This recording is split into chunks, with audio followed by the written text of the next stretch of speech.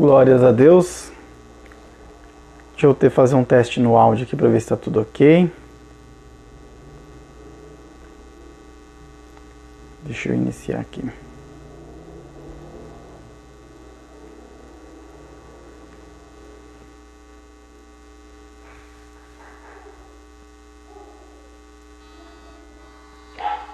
Glórias a Deus.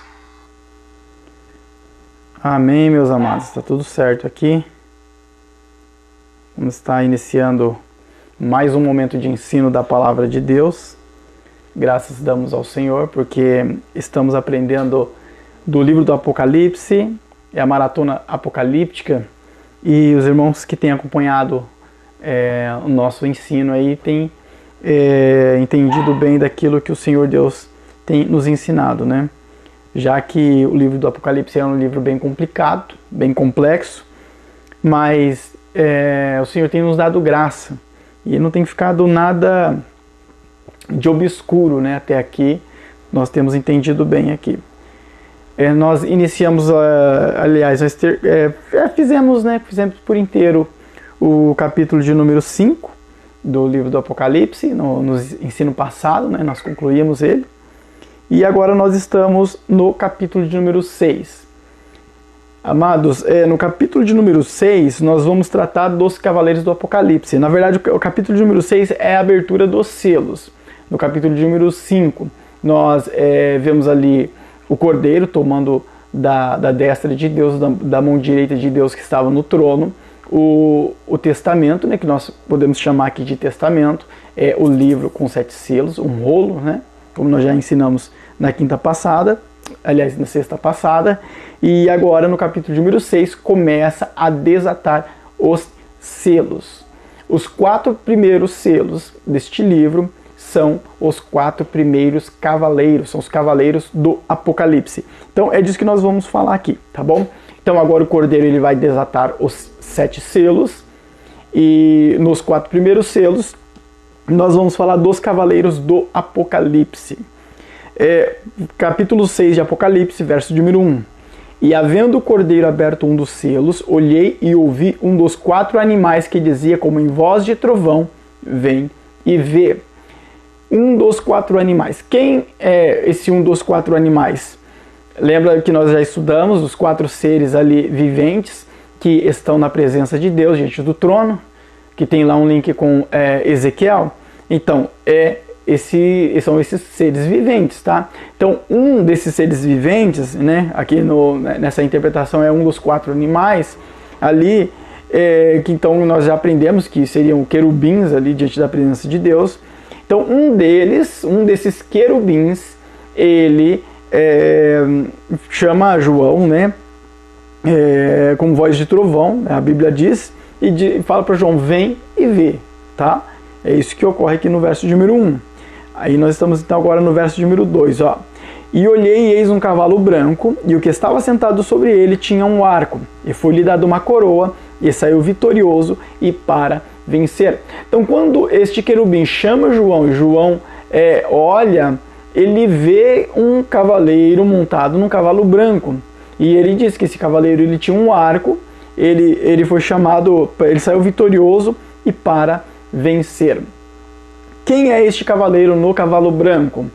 Algumas pessoas, alguns estudiosos acreditam que este cavaleiro no cavalo branco é o próprio Jesus Cristo. Por quê? Porque fala de vitória, de vitorioso, fala de cavalo branco. E então eles interpretam como se fosse o próprio Jesus Cristo. Mas existe uma outra corrente interpretativa que diz que este cavaleiro no cavalo branco não é Jesus Cristo, e sim o Anticristo. Há um tempo atrás, eu acho que talvez 1 ou 2 anos atrás, eu dei um ensino, né, em nosso momento de ensino, eu dei um ensino sobre o cavaleiro no cavalo branco. E eu ensinei naquela ocasião que o cavaleiro no cavalo branco, na verdade, é o Anticristo e não o próprio Jesus, tá? E ainda no hoje eu reforço esta interpretação. De fato, o cavaleiro no cavalo branco é o Anticristo. Ele não pode ser Jesus. Como o nosso ensino não é sobre isso, então não tem como nós adentrarmos em grandes detalhes, né? O ensino não é sobre o cavaleiro no cavalo branco. O nosso ensino é a interpretação do Apocalipse, é uma maratona apocalíptica, então a gente não tem como se deter tanto aqui.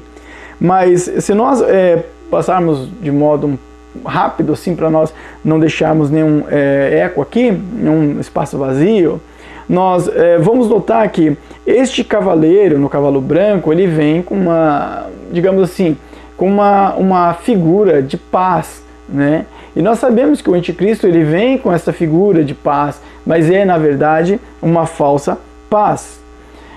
Uma coisa que João ele deixa bem claro é que o cavaleiro estava com um arco em suas mãos. Jesus nunca utilizou arco nenhum em nenhum versículo da Bíblia. Pelo contrário, Jesus ele sempre estava com uma espada, não com um arco, tá? Então há uma diferença e há um contraste entre o cavaleiro, o cavalo branco e o próprio Jesus, tá bom? Então Jesus utiliza de uma espada, e a Bíblia é clara em falar isso. Aqui neste caso o cavaleiro está com um arco, tá? Lembrando que o arco, né, na cultura deles, até pode ser entendido por nós, em nossa cultura, ele era uma arma, ali, um instrumento militar, de uso militar, que era utilizado para ataques a longa distância, né, como também para fazer ataques à espreita, né? Algo assim que aparentemente não combina com Cristo. Tanto é que lá em Apocalipse 19:11, a referência sobre o cavaleiro Jesus no cavalo branco é de fiel e verdadeiro. Então é assim algo que pesa, né, sobre ali o que está sendo discorrido no capítulo de número 19, né? Fiel e verdadeiro. Então isso está falando obviamente do próprio Jesus Cristo. E ainda lá no capítulo de número 19, verso de número 15, já o capítulo de número 19 fala do cavaleiro, nesse caso o próprio Jesus Cristo, né? Diz que da boca dele saía uma espada aguda, uma espada afiada. Então quando se refere a Jesus, são versos assim com mais, digamos, mais peso para falar sobre ele. Porque está falando do Criador, né? do Senhor acima de todas as coisas. Aqui, neste caso aqui, o verso ele não tem peso, né? Então isso é notório. Isso mostra que o cavaleiro no cavalo branco seria o anticristo. E aqui neste verso ainda, João ele diz que foi-lhe dada uma coroa, foi dado a ele uma coroa. Com Jesus isso não aconteceu, né? Não foi dado uma coroa. Na verdade ele sempre foi Deus, ele sempre foi rei. O que aconteceu quando ele se formou homem é que ele deixou a sua glória, como Paulo escreveu aos Filipenses, lá no céu para se fazer homem, nascer como homem, mas a glória continuava sendo de Deus, sendo de Jesus, né? Ele continuava tendo ali a sua natureza divina, mas também tinha a sua natureza humana. E quando Jesus ressuscitou, ele voltou para o céu e voltou a ter ali toda a sua glória, porque agora ele estava com o corpo glorificado, né? E este cavaleiro no cavalo branco diz que foi dado a ele uma coroa. E o interessante é que a palavra coroa aqui, em Apocalipse 6:2, que nós estamos lendo, no grego, é diferente da palavra coroa, quando se refere lá em Apocalipse 19:12, que está falando de Jesus, né? Ali o cavaleiro no cavalo branco, Jesus, tá? Então, o cavaleiro do capítulo 6 de Apocalipse tem uma coroa diferente do cavaleiro no capítulo de número 19. Lembrando que o cavaleiro no capítulo de número 19 é o próprio Jesus, o texto é claro, tá? No capítulo de número 6, como nós estamos interpretando aqui, seria o anticristo.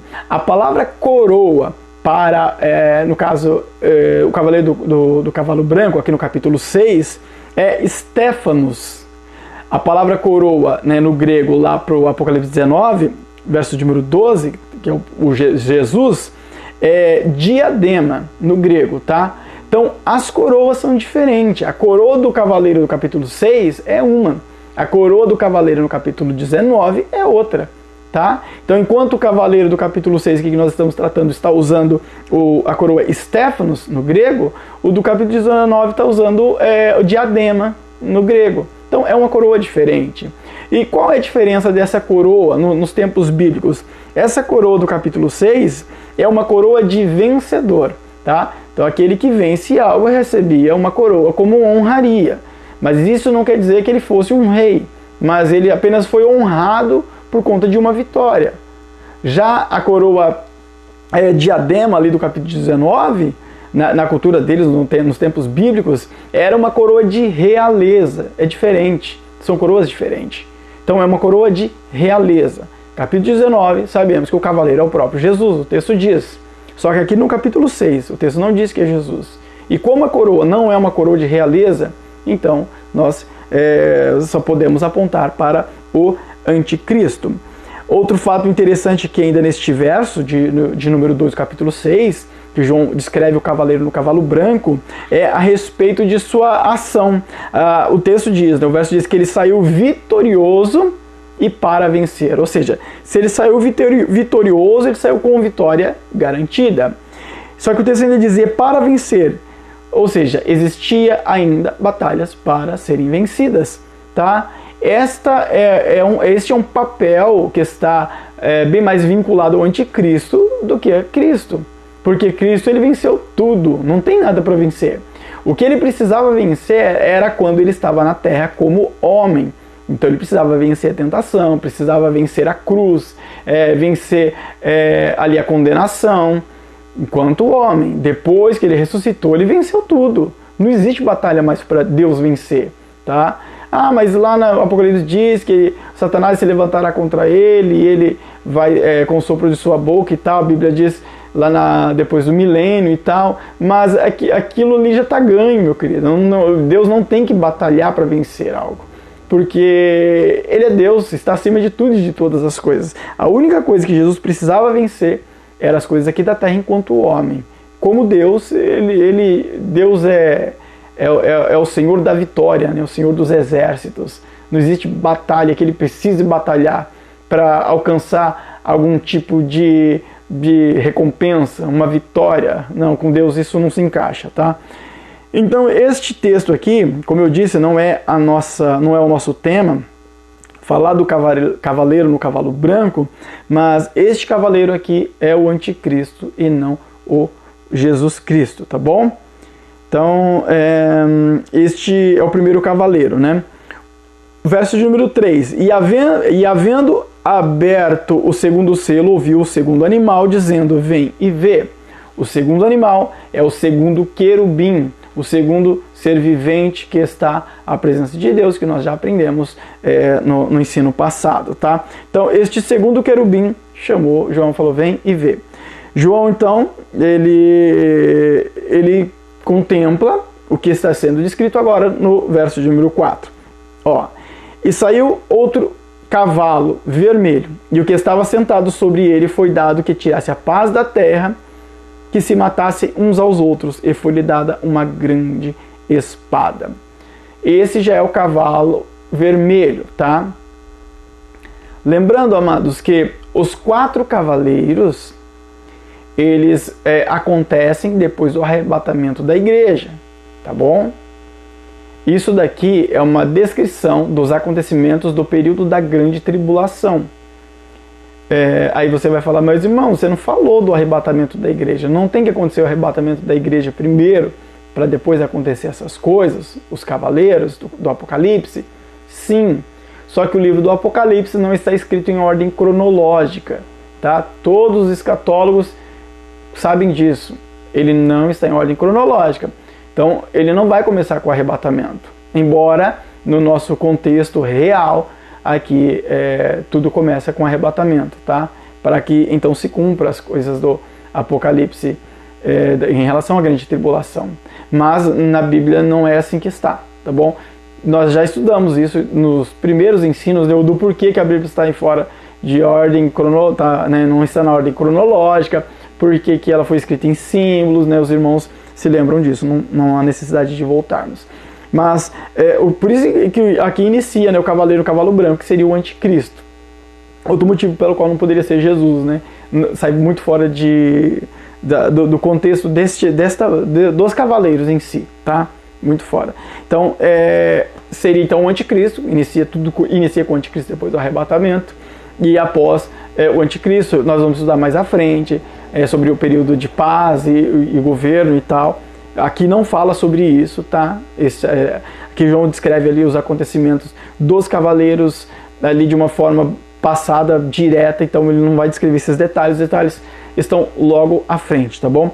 Então, o primeiro cavaleiro no cavalo branco, o segundo que nós lemos aqui, verso de número 4, o cavaleiro no cavalo vermelho. E João, ele diz que o cavaleiro no cavalo vermelho, ele foi dado, que estava sentado, né, sobre ele, né, foi dado que tirasse a paz da terra e que se matasse uns aos outros, e foi lhe dado uma grande espada. Por que cavaleiro no cavalo vermelho? Vermelho, ele tem um símbolo de derramamento de sangue, né, de violência, de conflito, tá? Então essa é uma simbologia. E uma grande espada, ainda o verso diz. Por que uma grande espada? Quando fala de grande espada aqui, está falando de grandes guerras. Ou seja, este cavaleiro no cavalo vermelho está incumbido de agir em relação a guerras, a violência, a derramamento de sangue, tá? Cadê onde que eu estava aqui? Isso, exatamente. Aí o João, ele, no verso número 5, né, aberto o terceiro selo, e aí outro animal, o terceiro animal, ou seja, o terceiro querubim, chama João de novo para mostrar para ele ver o próximo cavaleiro, ó. E havendo aberto o terceiro selo, ouvi dizer o terceiro animal: vem e vê. E olhei, eis um cavalo preto, e o que sobre ele estava sentado tinha uma balança em sua mão. Aqui já é o terceiro cavaleiro. Cada cavaleiro, amados, cada cavalo que sai para uma determinada ação é um acontecimento na face da terra, tá? O cavaleiro que nós mencionamos, o cavaleiro no cavalo vermelho, por exemplo, está falando sobre guerra, está falando sobre conflito, está falando sobre violência, tá?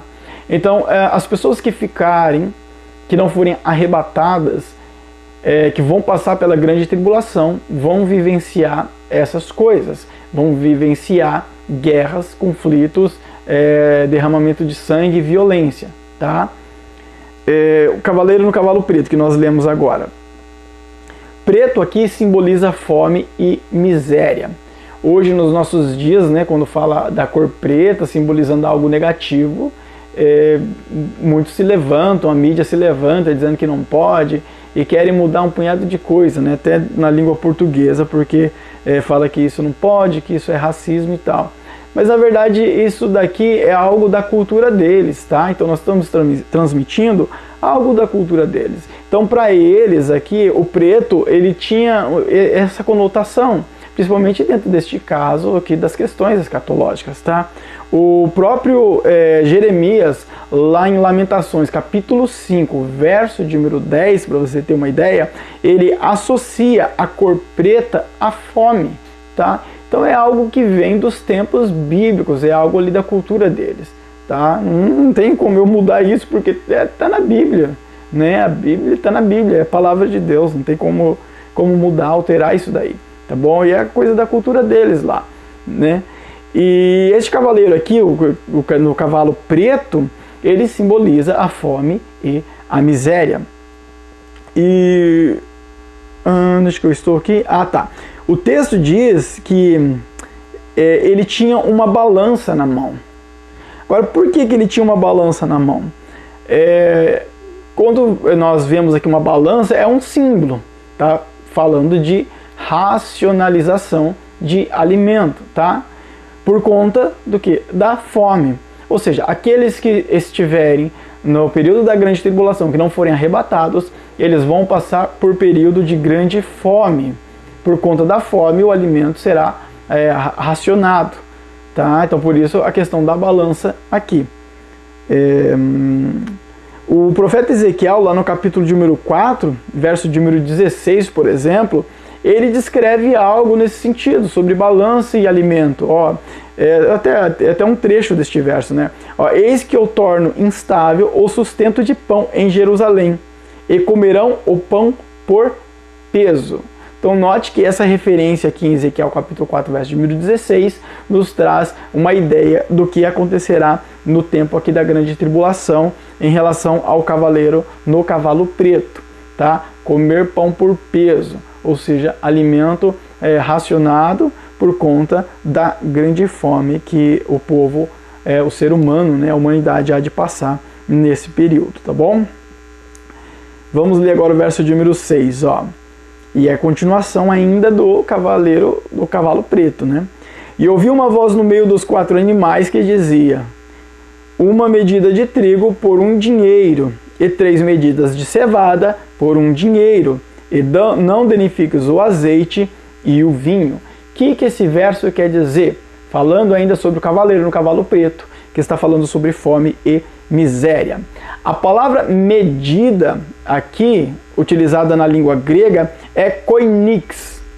Essa medida era uma medida dos gregos, ela tinha na época, cerca de 450 gramas. Este peso era julgado por eles como uma constituição do consumo diário de uma pessoa, de um ser humano. Então, dentro da cultura deles, lá nos tempos deles, esse koinix, esta medida, era para um consumo diário de uma pessoa. Simples assim, tá? Então, por isso o texto diz, cadê que eu perdi o verso?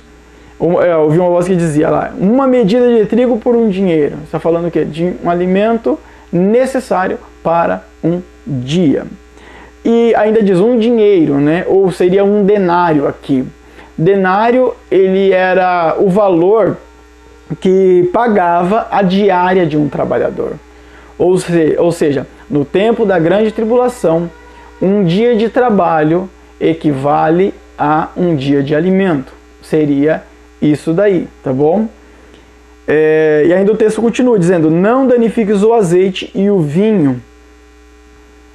O azeite e o vinho, na cultura deles, nos tempos bíblicos, eram alimentos indispensáveis, né? Principalmente na cultura judaica, eram alimentos indispensáveis. O azeite, por conta do seu uso ali no dia a dia, né? Tanto para os pães e bolos que eles faziam ali, que era a comida comum deles, né? Utilizava muito azeite, não só para isso, como para várias outras coisas. Vamos ficar falando sobre azeite aqui, né? A gente sabe que usava em lanterna, em punhado de coisa, né? E também o vinho, né? Já que o vinho era utilizado para misturar com a água ali, uma água muito ruim, que fazia mal, né, para o estômago de qualquer um que bebesse, que tomasse. Então o vinho auxiliava bastante ali em relação à saúde, quando era misturado com água, né? Então esses eram alimentos indispensáveis. E o texto diz, não danifiques o azeite e o vinho. Aqui seria um controle daquilo que o cavaleiro no cavalo preto ele vai fazer. Tipo, Deus deu para ele a permissão para que ele venha trazer fome e miséria. Fome e miséria não, para que ele venha... fome e miséria, para que ele venha trazer fome e miséria, só que controladamente. Você vê que Deus tem misericórdia daqueles, né, que ficarão perdidos, né, até aqueles que não alcançarão salvação. Mesmo assim, ainda Deus tem misericórdia, né? Então é controlado. Por isso que tem a figura da balança, inclusive, né? Então seria fome e miséria, só que numa medida controlada, para que a raça humana não venha ser destruída do dia para a noite. Até porque Deus vai salvar muita gente ainda no período da grande tribulação, né? Mas infelizmente a maioria não conseguirá alcançar a salvação. Verso de número 7. E havendo aberto o 4º selo, ouvi a voz do 4º animal que dizia, vem e vê. 4º animal seria o 4º querubim. Já falamos sobre isso. Os 4 querubins que estão na presença de Deus. Que João viu lá no capítulo de número 4 ou 5, né? 5. Bom, este 4º animal aqui, ele chama João para que ele viesse a ver, né? O cavaleiro agora no cavalo amarelo. Apocalipse capítulo 6, verso de número 8. Ó. E olhei e eis um cavalo amarelo, e o que estava sentado sobre ele tinha por nome Morte, e o inferno o seguia, e foi-lhe dado poder para matar a 4ª parte da terra, com espada e com fome, e com peste, e com feras da terra. Na verdade, se a gente for prestar bem atenção, este cavaleiro, ele está incumbido de trazer morte. Morte para aqueles que estarão vivenciando as ações dos cavaleiros anteriores, tá? Também do cavaleiro vermelho, ali das guerras, como do cavaleiro preto, da fome e da miséria. Então, este cavaleiro, ele está incumbido de trazer morte. Amados, antes de dar continuidade, quando João ele teve essa visão, ele viu literalmente um cavaleiro no cavalo vermelho, no cavalo branco, no cavalo vermelho, no cavalo preto e no cavalo amarelo. Literalmente João viu isso. Literalmente Deus mostrou isso para João. Só que no período da grande tribulação, não vai ter um cavaleiro no cavalo branco, vermelho, amarelo, preto aí, andando pelo planeta Terra, voando no céu, correndo na Terra. Não vai ter isso daí, tá bom? Não existe base bíblica para sustentar isso. Isso é uma figura, é um símbolo. O que vai acontecer são as consequências disso tudo que está sendo descrito. Da violência, da fome, da miséria, da morte. E isso vai acontecer. Isso as pessoas vão ver e vão vivenciar. Mas não vai ver cavaleiro nenhum.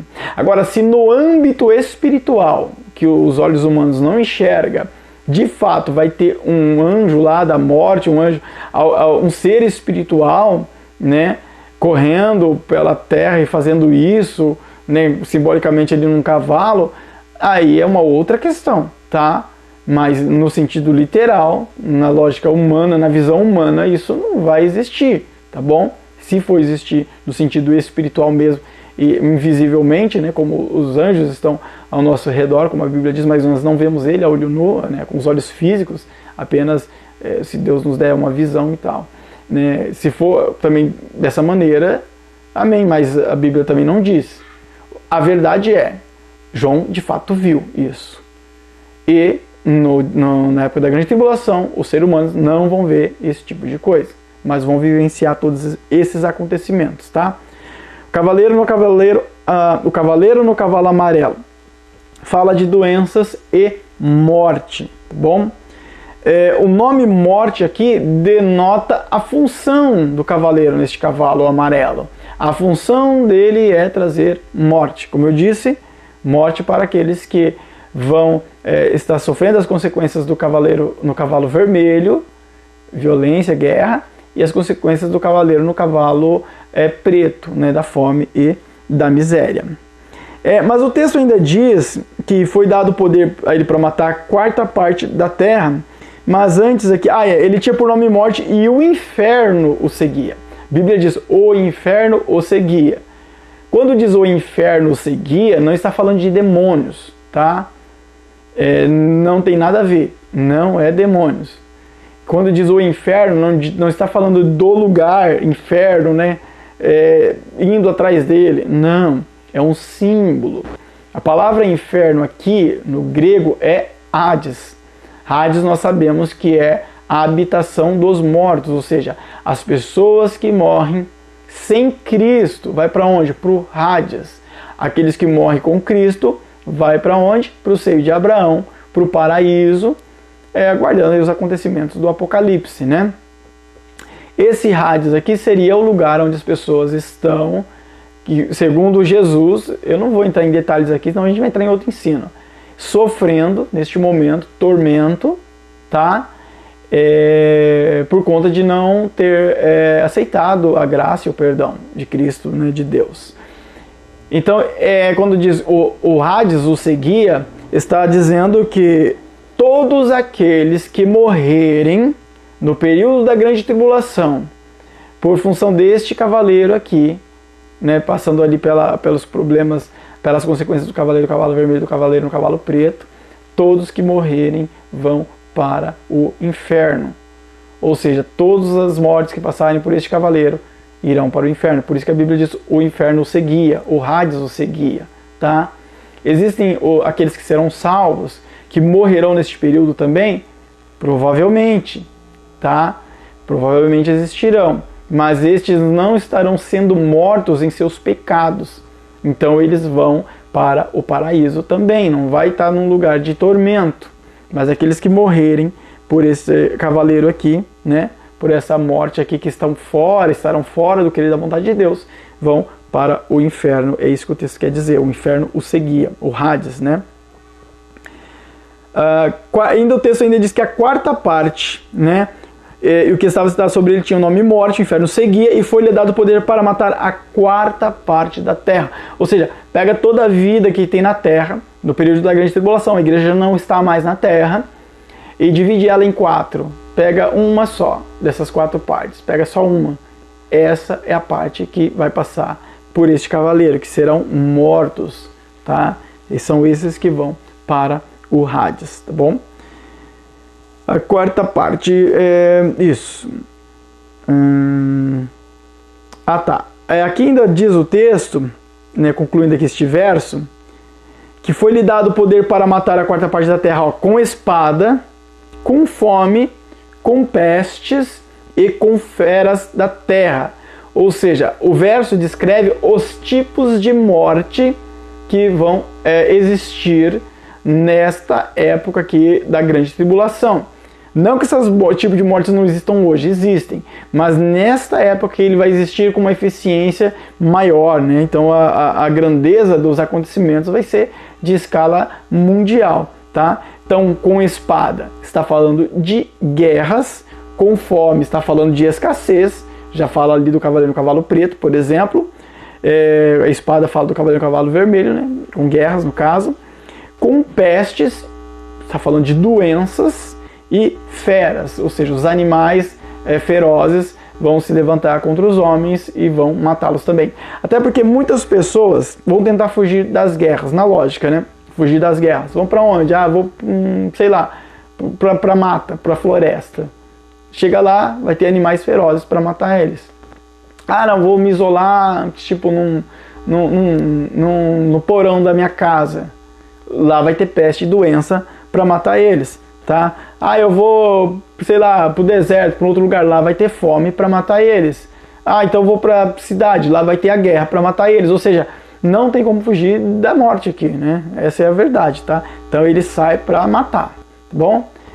Meus amados, então aqui nós estamos concluindo, né, uma parte aí do capítulo de número 6 de Apocalipse, onde está acontecendo a abertura dos 7 selos. Neste caso, o Cordeiro, o próprio Jesus, desatou já 4 selos. Cada selo que ele desata, sai um cavaleiro montado em seu cavalo para executar uma ação sobre a terra. Amém, amados? Então, no próximo ensino, nós vamos dar continuidade na abertura dos demais selos e trazer aqui os acontecimentos que vão ocorrer no período da grande tribulação e o significado, né, de cada verso, do conteúdo que tem em cada verso que descreve toda esta passagem. Amém? Então, que Deus abençoe a todos grandemente e que nós possamos estar firmes, né, amados, para que nós não venhamos ser participantes desses acontecimentos aí dos cavaleiros do Apocalipse, tá? Então, que nós possamos estar firmes em Cristo Jesus, olhando simplesmente, puramente para Cristo, autor e consumador da nossa fé, deixando todas as demais coisas, as coisas dessa terra de lado e tendo como algo sem valor diante da glória infinita que o Senhor Deus preparou para nós, né? A nossa morada celestial, a nossa morada eterna. Amém?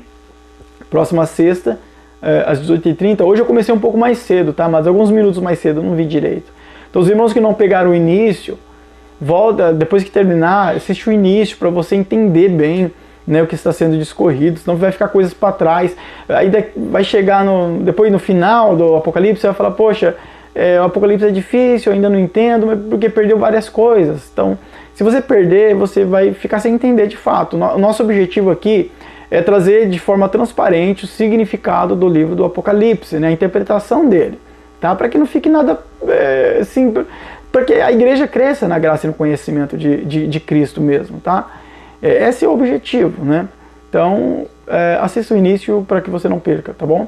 Que Deus abençoe a todos grandemente. Vamos orar e falar com Deus. Senhor Jesus, obrigado por tudo que o Senhor tem feito. Obrigado, Pai, graças te damos pelo ensino, pela palavra, pelo alimento, Deus. Abençoe cada família, lar, Pai. Abençoe cada casa, Pai. Que todo mal que tem se levantado contra os seus filhos, Pai, não subsista, Deus. Que toda ação diabólica, Senhor, caia por terra. Dê a vitória para o teu filho, dê a vitória para a tua filha, meu Deus. Manifesta do teu poder, do teu milagre, para que o seu nome venha a ser glorificado acima de todas as coisas. Que a graça de nosso Senhor Salvador Jesus Cristo, o amor de nosso Deus, nosso eterno Pai, a comunhão e consolação no Espírito Santo, seja em cada coração e todos juntos possamos dizer amém. Que Deus abençoe a todos, meus amados, em nome de Jesus. Fique na paz.